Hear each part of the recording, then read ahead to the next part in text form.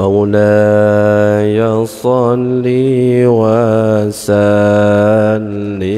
دائما أبدا على حبيبك خير الخلق كلهم مولاي صل وسلم دائما أبدا على حبيبك خير الخلق كلهم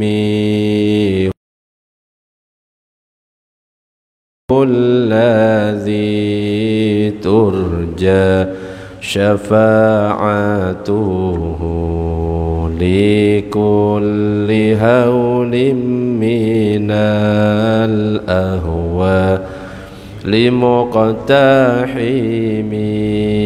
مولاي صل وسلم دائما أبدا على حبيبك خير الخلق كلهم يا رب بالمصطفى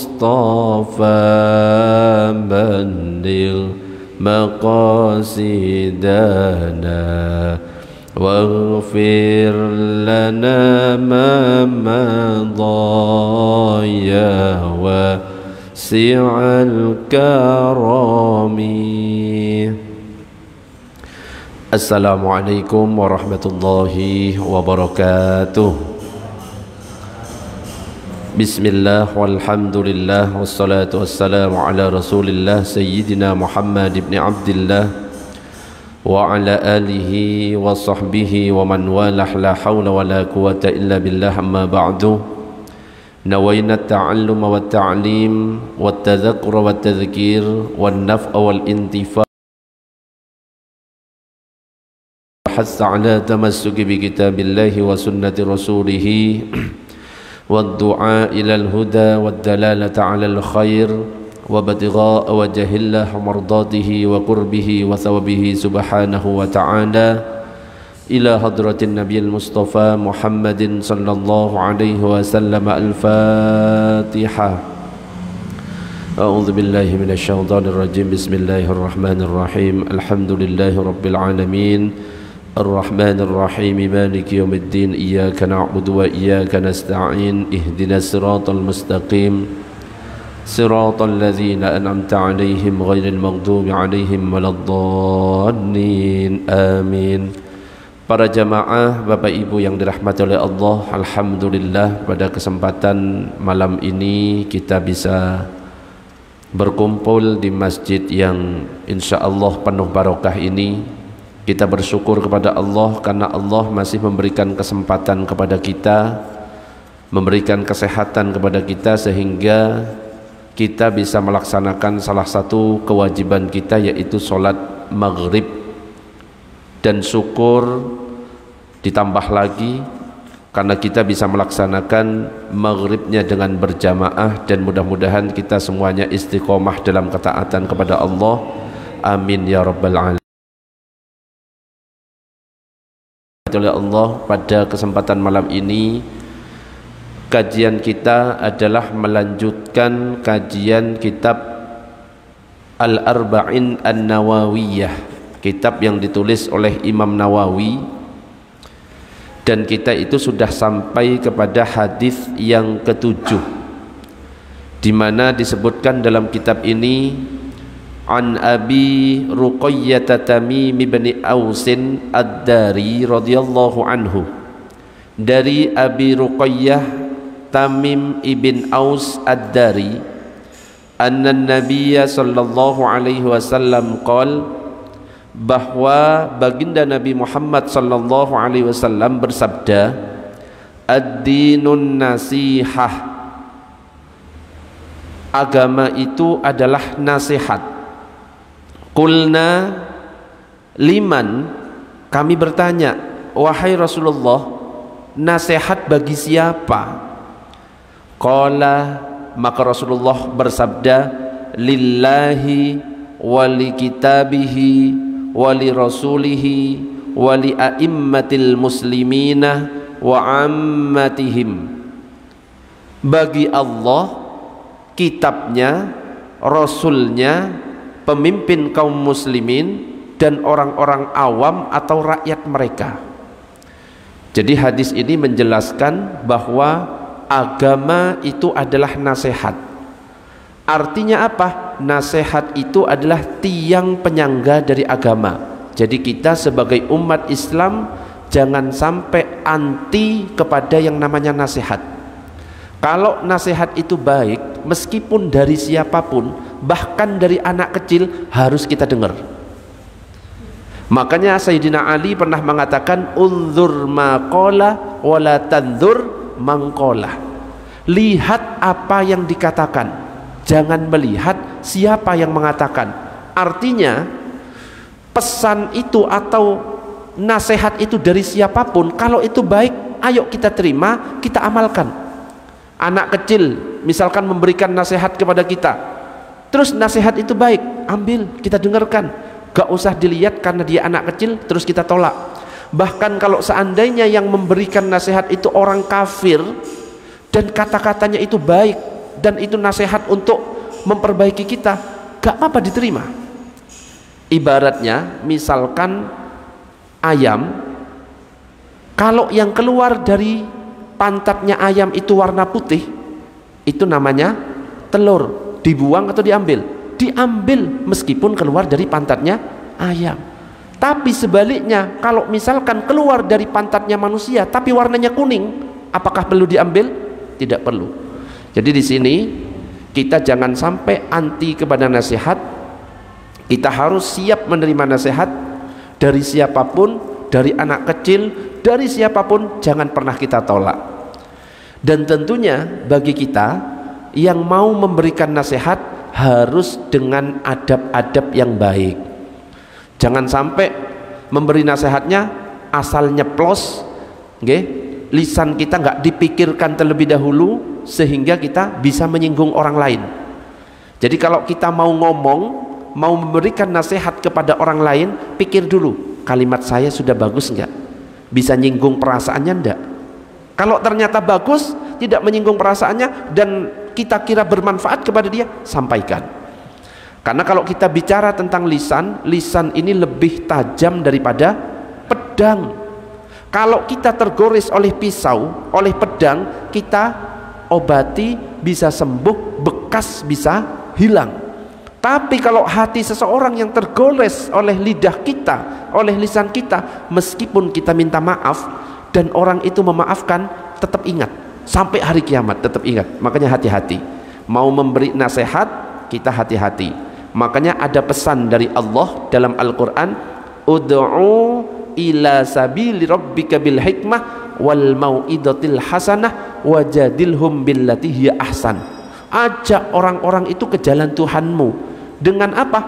Bil hikmah, dengan bijak, wal mau'idatil hasanah, dengan cara nasihat yang baik. Seandainya ada diskusi, ada debat, wajadilhum billati hiya ahsan, berdebatlah, berdiskusilah dengan cara yang baik. Jangan sampai caci maki, jangan sampai menghujat, alah kamu ini gak punya ilmu. Nah, itu namanya merendahkan. Kalau sampai merendahkan, berarti bukan Rasulullah lagi yang kita ikuti, tapi iblis. Kenapa? Yang mencontohkan sikap sombong pertama itu adalah iblis. Ketika diciptakan Nabi Adam, Allah mengatakan, wa idh qulna lil malaikati isjudu li adama fasajadu illa iblis. Diperintah semuanya, para penduduk langit, malaikat termasuk iblis, untuk sujud. Semuanya sujud kecuali satu, siapa? Iblis gak mau sujud. Ditanya, ana khairum minhu, aku lebih baik daripada dia.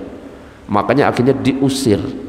Ada sedikit kesombongan dalam hati, diusir dari surga. Orang dengan cara yang santun. Islam itu adalah agama yang ramah, bukan agama yang marah-marah. Kita tiru Wali Songo, ya, ketika berdakwah tidak langsung mengatakan ini haram, ini syirik. Padahal orang-orang dulu agamanya kan Hindu Buddha, senengnya ngumpul-ngumpul, main judi, mabuk-mabukan, gak langsung bilang ini haram, enggak, tapi langsung melebur ke situ, ikut di situ, ngasih nasihat, ya opo kalau misalkan kita ganti makanan dan minumannya, gak usah pakai bir dan lain sebagainya, kita ganti dengan minumnya es cendol misalkan, makanannya kita ganti dengan yang halal misalkan, kita nggak usah main, kita ganti dengan zikir-zikir, maka akhirnya di negara kita akhirnya ada tradisi tahlilan. Itu karena cara dakwahnya itu santun.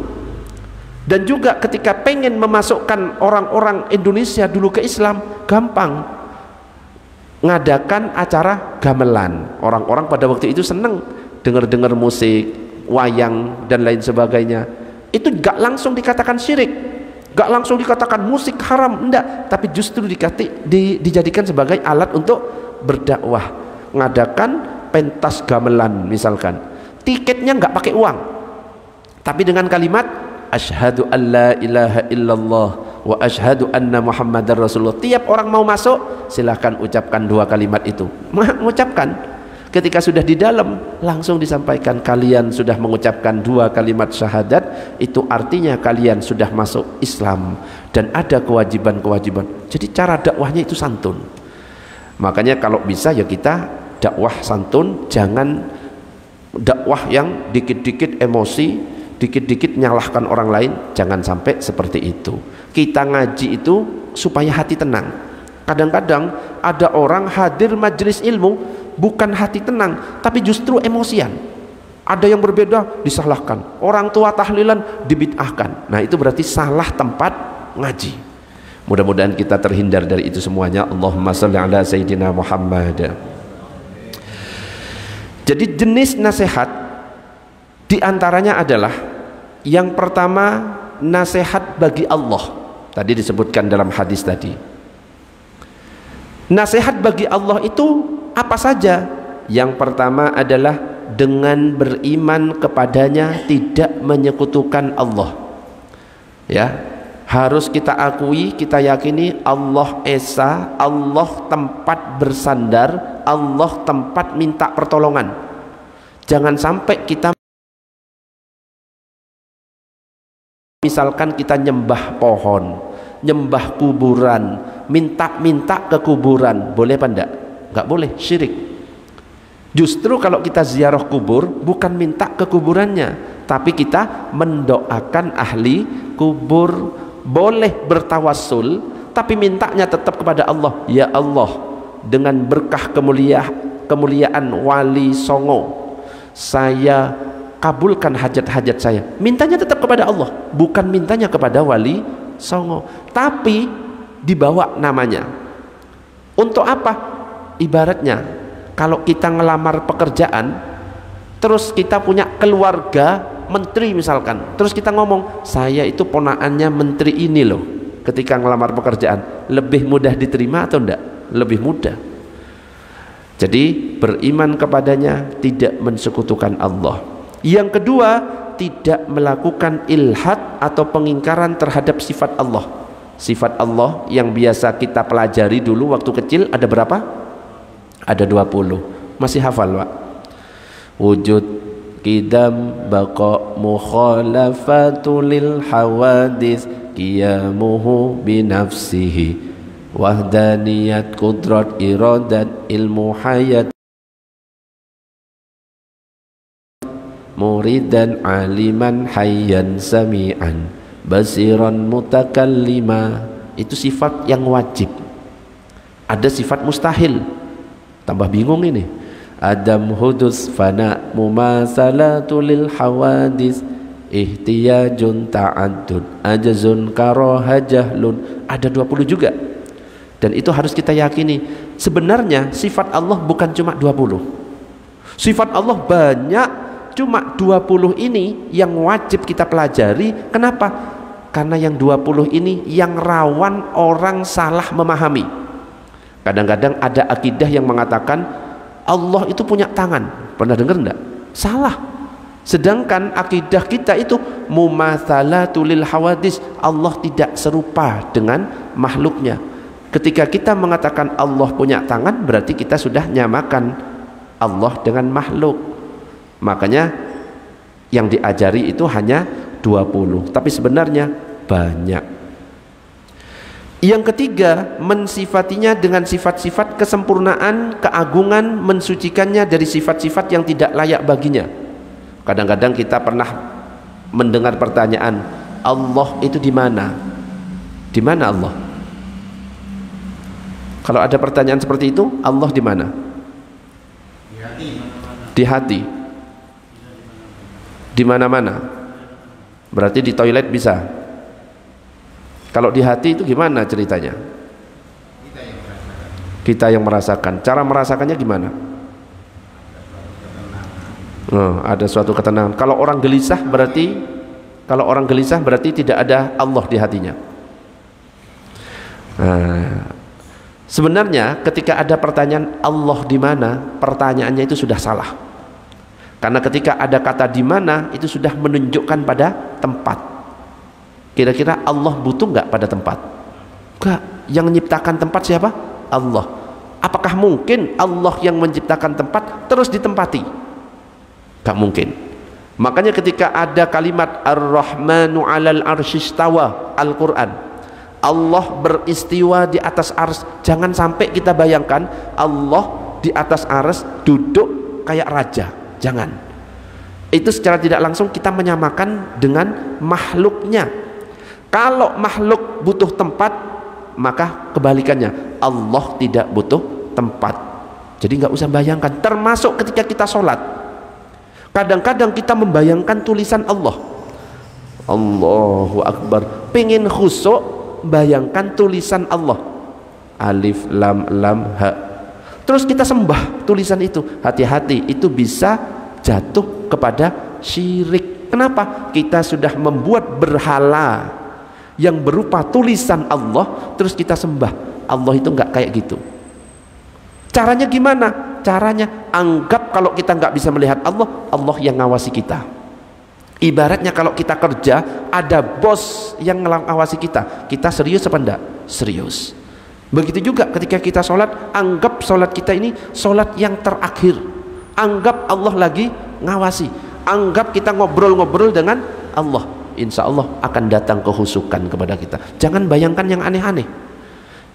Jangan sampai mengatakan Allah di mana-mana. Enggak gitu. Kalau di mana-mana bisa di sini, masih butuh berarti. Bisa di sana, bisa di toilet, tempat yang tidak layak bagi Allah. Tapi Allahu mawjudun bila makan. Allah ada tapi enggak butuh tempat. Enggak usah dibayangkan. Itu kalau akidah ahli sunnah wal jamaah. Yang keempat, taat kepada Allah dan menjauhi kemaksiatan, terutama sholat. Sholat ini nanti yang akan dihisab pertama kali oleh Allah. Makanya sholat kita benarkan sesuai dengan sabda Nabi, "Shollu kama ra'aitumuni usolli." Sholatlah kamu sebagaimana kamu melihat aku sholat. Eman kita sholat sudah berpuluh-puluh tahun, tapi ternyata nggak pakai ilmu, maka ditolak semuanya.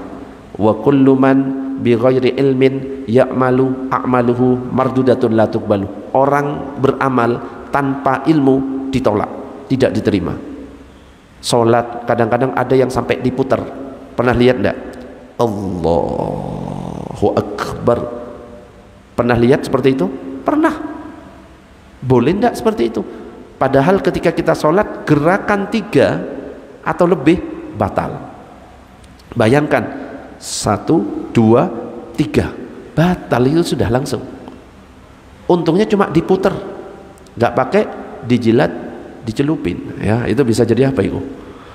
Oreo, ya. Jadi nggak boleh gerakan 3 itu. Termasuk ketika kita garuk, kepala gatel, jangan sembarangan gatel. Ini batal sudah ini. Jadi gerakan itu ada 2, gerakan besar, ini gerakan besar, ada gerakan kecil. Kalau gerakan besar gak boleh 3 gerakan. Kalau misalkan gatel, cara pertama gatel. Jadi 1, 2 balik, gak sampai 3. Masih gatel, ulangi lagi, hitungannya dari awal, gak berlanjut. 1, 2, balik. Masih gatel, gak apa-apa. 1, 2. Cara pertama. Cara kedua, menggunakan gerakan kecil tapi tidak menggerakkan gerakan besar. Sini gatel, ini ditempel supaya nggak gerak, tapi yang digerakkan nanti adalah yang jari. Kalau ini digerakkan meskipun banyak, gak pengaruh, yang penting bukan ini. Jadi ada aturannya, maka butuh ilmu. Termasuk ketika kita meler, ya, ingus meler misalkan, apakah boleh pakai tisu? Boleh, yang penting gerakannya tidak boleh 3 gerakan, dicicil. Gak boleh langsung seret, gak boleh, tapi dicicil. Misalkan meler, ya jangan dijilat gini kan, ya, itu bisa batal meskipun tidak mengenyangkan. Tapi gimana? Balik lagi, 2, gak sampai 3. Ke sini kan, 1, 2, balik lagi. Jadi pelan-pelan. Termasuk ketika ada soft kosong di depannya, ada yang batal, cara majunya juga melangkahnya harus dicicil. Gak boleh langsung melangkah seketika. Contoh yang melangkah seketika di situ. Nah, di sini kosong, batal misalkan. Melangkah seperti biasa jalan. 1, 2, 3, batal. Tapi harus dicicil supaya tidak sampai 3 gerakan. 1, tutup. Kok belum lurus, maju lagi. 1, tutup. Kalau sudah lurus, ya wes. Kalau belum, maju lagi. 1, tutup. Termasuk ketika imam batal, imam itu ngasih kode. Ngasih kodenya dengan memegang hidung, langsung keluar. Makanya anjurannya yang di belakang tepat imam itu yang faham. Ketika imam megang hidung, oh ini batal. Lah nggak faham, bukan orang yang tua. Jadi imam juga bukan karena pemilik masjid atau pemilik musola, bukan karena umurnya tua, tapi dia memang faham tentang ilmu fikih. Jadi megang seperti ini, yang belakang ngerti, oh batal, keluar imamnya. Kalau ini ada tembusan, ada kan, bisa keluar di situ. Kalau nggak ada, boleh nerobos, tidak usah di stop, boleh nerobos. Ini perkecualian, boleh lewat pinggir, boleh nerobos, kita kasih jalan. Baru yang di depannya kita maju. 1, tutup, maju lagi. 1, tutup, sampai ke tempat imam. Allahumma shalli ala sayyidina Muhammad. Yang kelima, mengakui nikmat yang Allah karuniakan dan mensyukurinya. Oke, sebelum dilanjutkan 5 poin tentang nasihat bagi Allah, ada pertanyaan sampai di sini? Monggo silahkan. Tisu.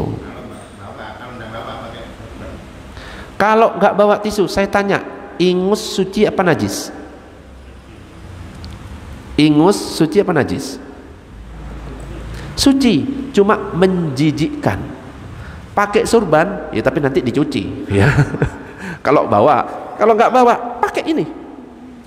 Ini ada ingusnya Ustaz, apakah batal? Apakah najis? Tidak najis, cuma menjijikkan. Kotor belum tentu najis, bersih belum tentu suci. Habis ngingus, ya nanti ganti. Wes kena ingus, masa dipakai lagi? Ya, pakai ujungnya. Yang penting aurat jangan sampai kebuka.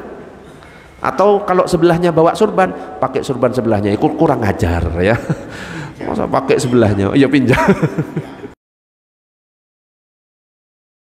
Ya kalau surban sebelahnya dipakai, monggo. Apakah semua orang di waktu nazar bisa baca tahlil? Di waktu? Di waktu nazar, ya. Apakah setiap orang di waktu nazar bisa mengucapkan la ilaha illallah? Belum tentu. Belum tentu sesuai dengan kebiasaan yang kita omongkan biasanya. Orang yang mungkin sering zikir, mulut akan mudah untuk mengucapkan zikir. Entah subhanallah, walhamdulillah, la ilaha illallah, Allahu akbar. Tapi kalau misalkan wis gak biasa zikir, gak pernah ke masjid, senengannya cuma nongkrong tok mesa-meso, bisa jadi ketika mati malah meso. Wah, malaikat Israel dipesoi. Loh, bisa-bisa diinjak-injak sama malaikat Israel. Jadi nggak sembarangan. Memang mudah kalau sekarang kita mengucapkan kalimat la ilaha illallah, mudah.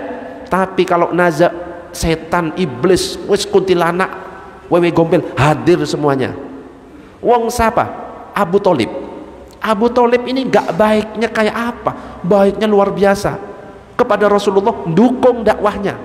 Ketika naza, di situ ada Abu Jahal, Abu Lahab, ada Rasulullah. Rasulullah mengatakan, ayo paman, ucapkan asyhadu an la ilaha illallah wa asyhadu anna muhammadar rasulullah. Aku bersaksi tidak ada Tuhan selain Allah, dan aku bersaksi Muhammad Rasulullah. Tapi gengsi. Kenapa? Di depannya ada Abu Jahal, Abu Lahab. Ucapannya apa? Aku bersaksi tidak ada Tuhan selain Allah, dan aku bersaksi Muhammad ponaan saya. Wis gak jadi, gagal. Loh, ancamannya berat ya. Wong orang yang rajin zikir bisa saja dia mati su'ul khotimah, apalagi yang gak pernah zikir. Makanya kita jangan pernah kita merendahkan orang lain. Mentang-mentang kita istiqomah, hadir sholat 5 waktu, tahajud tiap malam, belum tentu matinya husnul khotimah. Bisa saja karena kesombongan kita, hidayah dicabut oleh Allah, matinya su'ul khotimah. Orang yang biasanya maksiat, ternyata di akhir hidupnya ternyata dapat hidayah, malah husnul khotimah, bisa saja. Makanya dalam kitab Nasoihul Ibad dikatakan, kalau ngelihat orang lain, anggap orang lain lebih baik dari kita. Ngelihat anak kecil, lebih baik dari saya, dosanya belum ada, saya dosanya banyak. Ngelihat orang yang lebih tua, amalnya sudah banyak, saya amalnya masih sedikit. Ngelihat orang kafir, anggap lebih baik, dia bisa saja nanti ketika mati dapat hidayah husnul khotimah, saya dicabut hidayahnya su'ul khotimah. Loh, harus kayak gitu. Allahumma shalli ala sayyidina Muhammad. Ada pertanyaan sebelum dilanjut? Monggo, monggo, monggo, silakan.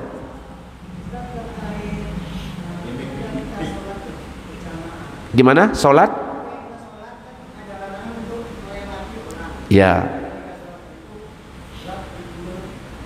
ya.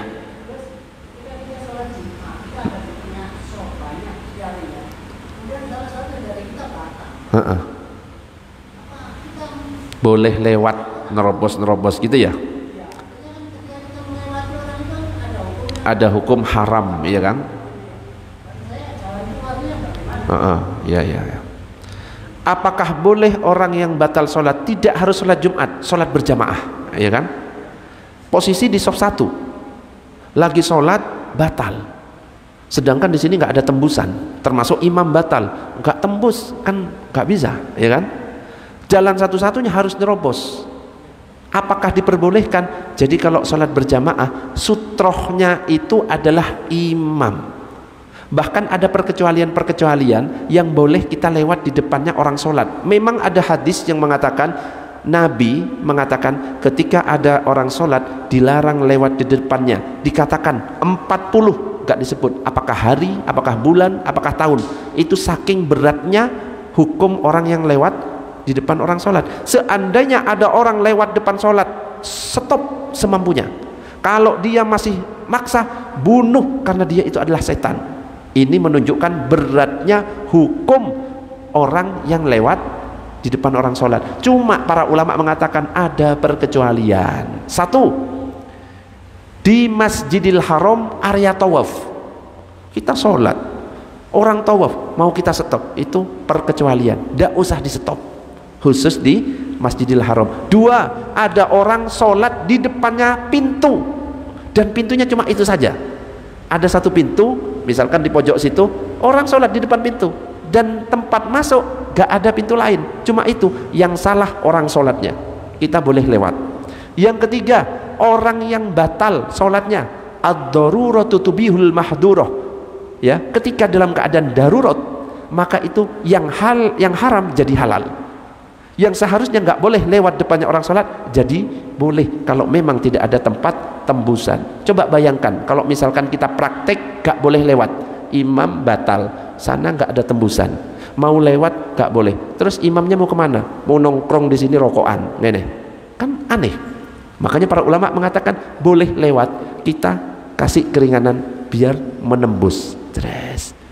Bisa difahami? Ini dalam keadaan darurat. Dan juga ada pendapat yang mengatakan Kalau kita sholat berjamaah, sutrohnya itu sudah ditanggung imam, makanya lewat itu tidak apa-apa bagi orang yang batal. Jadi jangan secara tekstual saja, gak boleh lewat depan orang sholat. Itu ada syarah penjelasan dari hadis itu. Penjelasannya apa? Seperti yang saya sampaikan tadi, ada perkecualian-perkecualian yang dibolehkan. Allahumma shalli ala sayyidina Muhammad. Ada lagi pertanyaan? Monggo Pak Didi. Masalah imam, misalkan imam salah, imam batal kan otomatis mundur. Kemudian di belakang imam ini tidak ngerti cara untuk menggantikan imam. Terus gimana? Untuk yang sebelahnya gimana? Ya, tadi saya sampaikan, usahakan di belakang imam adalah orang yang faham, bukan yang sepuh, yang nggak faham. Jangan, anak kecil apalagi, jangan. Ya, sepuh belum tentu faham. Ya, apalagi anak kecil, ya, yang benar-benar paham, persilahkan. Supaya apa? Ketika ini batal, dia ngerti. Kalau seandainya nggak ngerti, sini nggak ngerti, sini nggak ngerti, sini nggak ngerti, yang ngerti di sini, mau ke sini jauh, harus naik sepeda motor, ya enggak ya. Mau di sini jauh, gak usah jalan ke sini, cukup maju sedikit, paham? Ya, mau ke sini yuk, banyak langkahnya. Maju sedikit, ini ada tempat kosong. Maju, meskipun cuma satu langkah, Allahu Akbar, langsung gitu kan.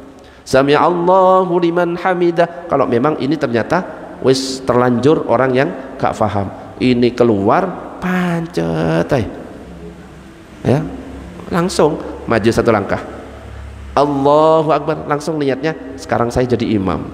Sami Allahu liman hamidah. Makanya usahakan yang di belakang imam orang yang faham. Ada lagi pertanyaan, monggo. Seperti itu tadi, misalkan kalau jarak 4 atau 5 jarak tempatnya tidak ada yang ngerti yang di belakangnya sini. Repot itu. Repot ya. Ya. Misalkan depannya itu tendang itu ya.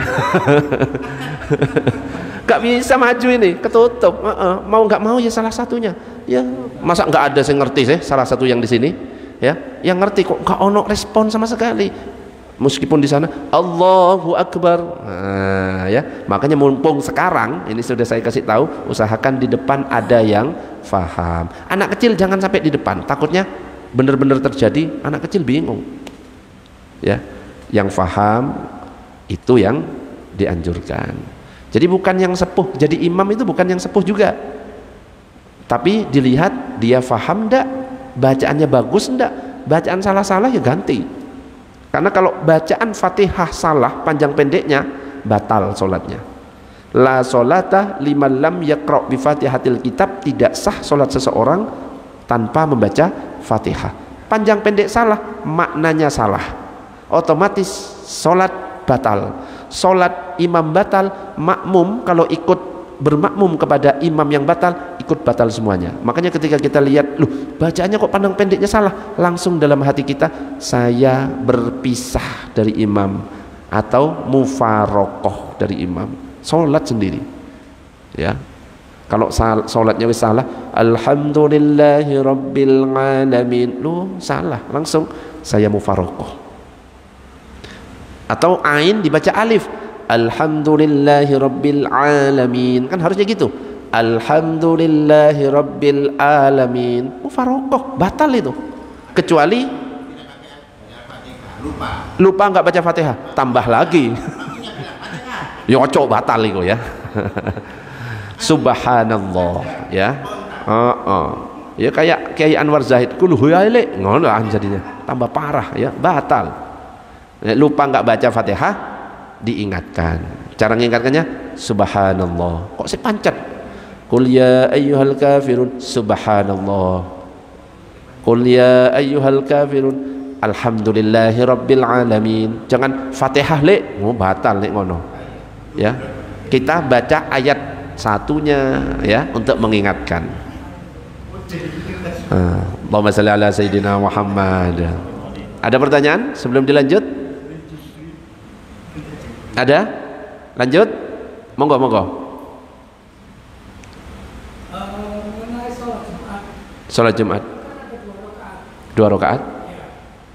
Kebetulan saya lagi ada rombongan, sehingga saya melakukan terlambat untuk datang pada waktu rakaat yang kedua. Rakaat kedua. Di waktu sujud, rukuk atau apa?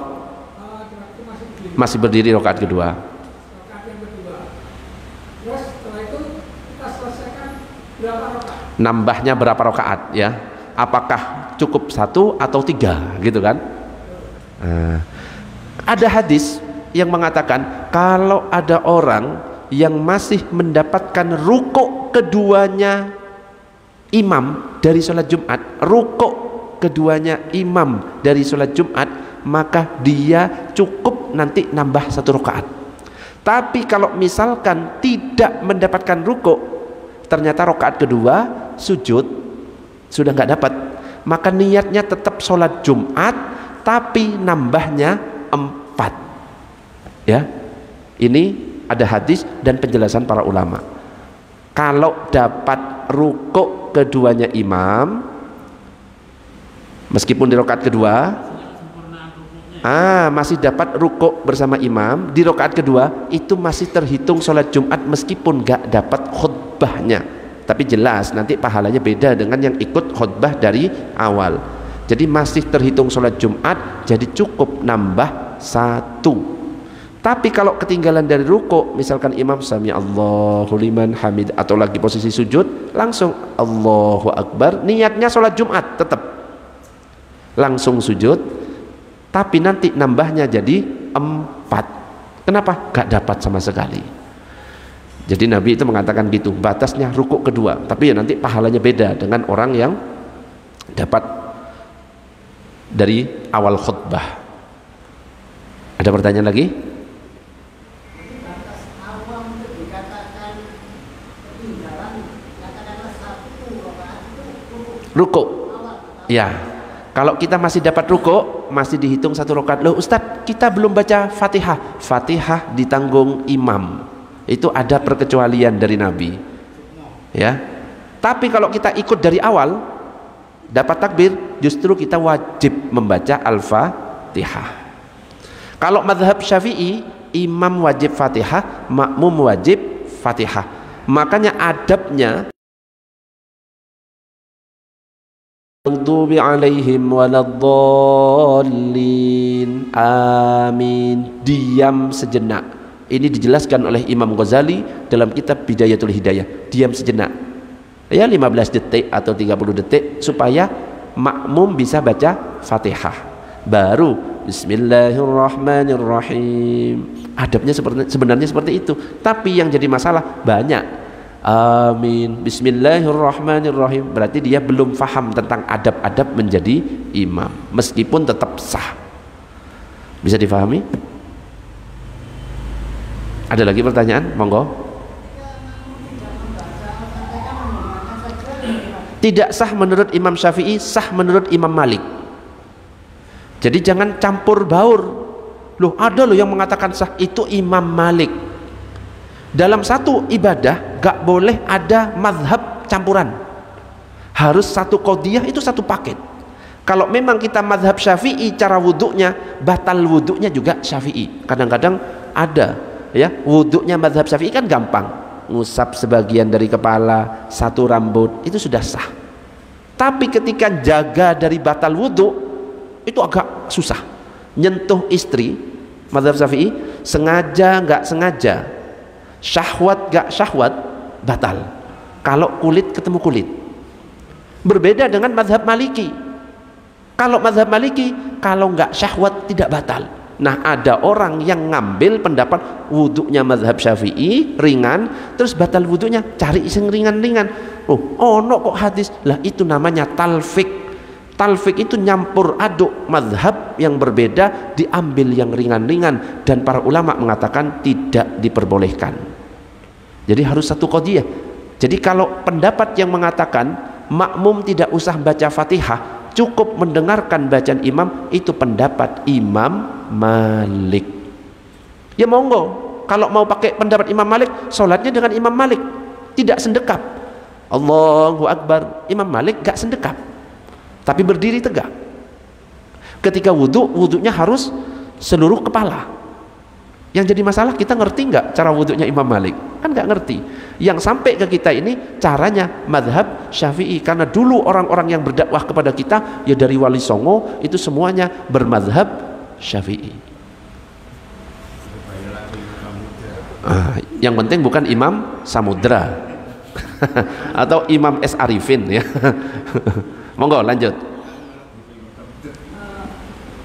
Ketika kita imam membaca Al-Fatihah, kita mendengarkan dan imam tidak memberikan jeda untuk kita membaca Al-Fatihah. Bagaimana? Ya. Idza quri'al Qur'anu fastami'u lahu. Apabila dibacakan Al-Qur'an padamu, dengarkan. Jadi ketika baca Fatihah, kita wajib mendengarkan bacaan imam. Nah, ada imam yang gak ngasih jeda. Apa yang harus kita lakukan? Apakah kita nggak baca? Baca, ya, baca dengan agak cepat. Setelah itu baru didengarkan surat pendeknya, ya. Itu ya adabnya imam saja yang kurang, ya. Kita itu nggak salah, imam saja yang adabnya kurang, tidak memberikan kesempatan kepada makmum. Jadi kalau kita ngerti makmumnya itu bermadzhab Syafi'i, kalau imam itu ngerti, oh makmumnya ini bermadzhab Syafi'i, sedangkan aturan dalam madzhab Syafi'i imam wajib baca Fatihah, makmum wajib baca Fatihah, harusnya imam bijak akan memberikan waktu atau jeda. Itu disampaikan Imam Ghazali dalam kitab Bidayatul Hidayah. Tapi yang jadi masalah, banyak imam yang nggak punya adab, langsung amin bismillahirrahmanirrahim. Kita bukan berarti diem, kita langsung baca, nggak apa-apa. Bismillahirrahmanirrahim, alhamdulillahirabbil alamin, arrahmanirrahim. Kalau sudah selesai baru dengarkan, karena Fatihah bagi makmum dalam mazhab Syafi'i hukumnya wajib, kecuali kalau bapak mau pakai mazhab Hanafi atau Maliki, cukup dengarkan sah, dengan syarat wudhunya mazhab Hanafi juga, karena wudhu merupakan syarat sah dari sholat. Kalau mazhab Hanafi gak wajib baca Fatihah, ma tayassaru minal Qur'an, yang wajib itu apa yang mudah bagi kalian dari Al-Qur'an. Allahu Akbar, bismillahirrahmanirrahim, Yasin, Allahu Akbar, sah menurut mazhab Hanafi. Nah ini kalau kita belajar ilmu fikih, jangan sampai kagetan kalau kita ngelihat pendapat ulama yang berbeda-beda. Orang yang nggak paham fikih mudah kaget, mudah emosi. Loh, saya pernah dengar dari guru saya kayak gini, berarti dia nggak paham fikih. Kalau orang paham fikih, pasti ketika melihat orang beda dengan kita, oh mungkin pakai pendapat yang lain yang saya tidak ketahui. Gitu. Contohnya saja apa? Imam Syafi'i sama Imam Hanafi. Imam Syafi'i itu pendapatnya apa? Kunut subuh sunnah abad. Kalau lupa dianjurkan sujud sahwi. Cuma suatu ketika Imam Syafi'i lewat di perkampungan di mana mazhab Hanafi tidak mengatakan bahwa Imam Syafi'i dipersilahkan jadi imam waktu salat subuh. Ini jamaahnya mazhab Hanafi akan kunut. Ternyata apa? Ketika jadi imam, Imam Syafi'i tidak kunut subuh. Ditanya, ya imam, wahai imam, kenapa kok tidak kunut subuh? Katanya sunnah. Saya menghormati Imam Hanafi yang berpendapat bahwa kunut subuh tidak sunnah. Selesai. Jadi konsekuensinya kalau kita belajar fikih itu adalah pasti ada perbedaan di dalamnya. Apalagi kalau kita sudah ngikuti kajiannya itu di YouTube, campur aduk pasti. Pasti campur aduk. Tapi kalau kita ngaji di pondok pesantren akan runtut. Kenapa? Kitabnya urut dari awal, dari bawah. Makanya kadang kita lihat ada orang yang cuma pengennya jihad, karena pas ngaji di YouTube yang dilihat bab jihad terus. Akhirnya takbir terus, Allahu Akbar, Allahu Akbar, disuruh sholat gak bener, karena gak urut ngajinya. Tapi ketika kita ngaji dari awal, kitab yang paling dasar akan diajari cara bersuci, caranya wudhu, caranya mandi, kalau gak ada air maka bisa ganti tayamum, cara istinja, cara sholat, itu akan diajari. Sehingga kita ngerti, oh kalau dalam mazhab Syafi'i seperti ini. Baru ada pandangan-pandangan yang lain supaya tidak mudah nyalahkan. Jangan disalahkan kalau ada yang berpendapat seperti ini karena ini mazhab ini. Jangan menyalahkan kalau ada pendapat seperti ini karena ini mazhab ini. Allahumma shalli ala sayyidina Muhammad. Ada pertanyaan? Monggo. Mengenai Wudu. kita ada air, pembatasan air, sedangkan yang harus untuk supaya wudhu kita sah, bagian tubuh mana aja yang kita asuh dengan air. Idza kumtum ila sholati faghsilu wujuhakum wa aydiyakum ilal marafiqi wamsahu bi ru'usikum wa arjulakum ilal ka'bain. Ada 4 anggota yang wajib kita basuh. Idza kumtum ila sholati, apabila kalian hendak mendirikan salat, faghsilu wujuhakum, wajah. Wa aydiyakum ilal marafiq, tangan sampai siku. Wamsahu bi ru'usikum, usap kepalanya. Wa arjulakum ilal ka'bain, kaki sampai mata kaki, 4. Ditambah dalam hadis ada innamal a'malu binniyat wa innamal likulli imri'in ma nawa, ada niat, jadi 5. Ditambah urutan dalam Al-Qur'an yang urut, maka ada tertib, jadinya totalnya 6. Makanya furudul wudu'i sittatun, katanya mazhab Syafi'i fardunya wudu ada 6. Jadi 4 anggota. Bahkan 1 gelas ini bisa dipakai wudu, 1 gelas itu. Caranya ada. Dan gak bisa diomongkan, harus dipraktekkan di luar. Jadi bukan harus air suar, itu justru mubadir. 1 gelas itu bisa. Yang penting kalau pakai kalimat faghsilu wujuhakum, basuh, itu harus ada airnya di tangan. Jadi ambil air sedikit, spill, cuplikan, ya nanti kita bahas lebih detailnya. Ada gelas, air diletakkan di sini supaya tidak menjadi air mustakmal, karena air mustakmal itu air yang berpisah dari anggota wudhu. Maka niatkan tangan itu sebagai gayung, atau langsung diteteskan di sini. Yang penting ada air bergerak di sini, itu sudah dianggap membasuh. Mengalir di sini. Yang nggak boleh kalau airnya tangannya basah terus diginikan, ini namanya mengusap. Termasuk tangan tinggal ditetesi air, alirkan seperti ini, tinggal diratakan, itu termasuk membasuh. Berbeda dengan kepala, famsahu biru'usikum, bukan pakai membasuh tapi diusap, tinggal diteteskan dikit, sentuh saja sudah sah. Termasuk kaki, jadi sudah cukup pakai air gelas itu, ya bisa.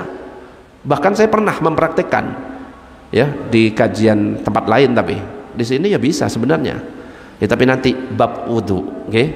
Sekarang kan bukan bab wudu. Allahumma shalli ala sayyidina Muhammad. Ada lagi pertanyaan? Ya, Iki saya manggilnya Bapak Haji Rizki. Silakan.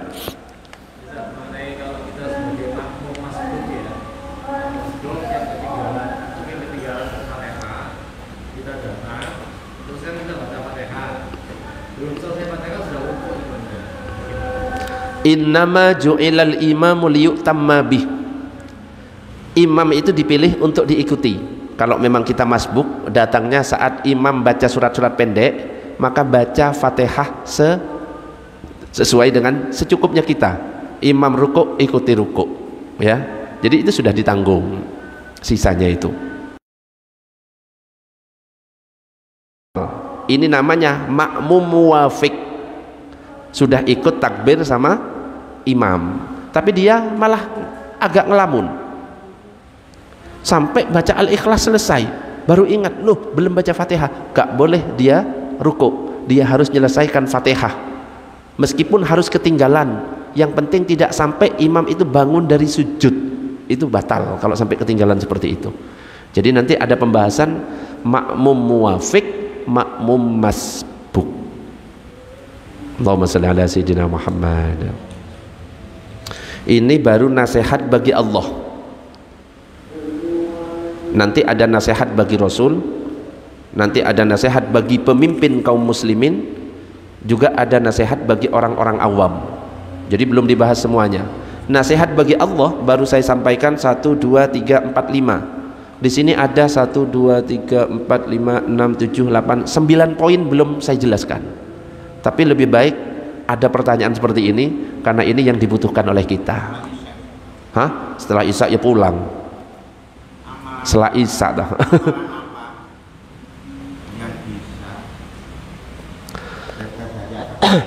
Amalan apa yang bisa azab kubur?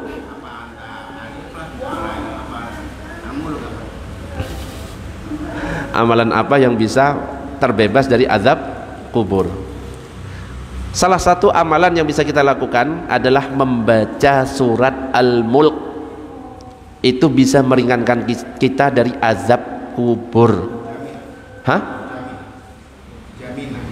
Ya dijamin. Coba aja, kalau nggak percaya nanti bapak mati, kalau ternyata kok saya diazab, nanti bangun lagi, gak bener Ustaz, berarti salah ya.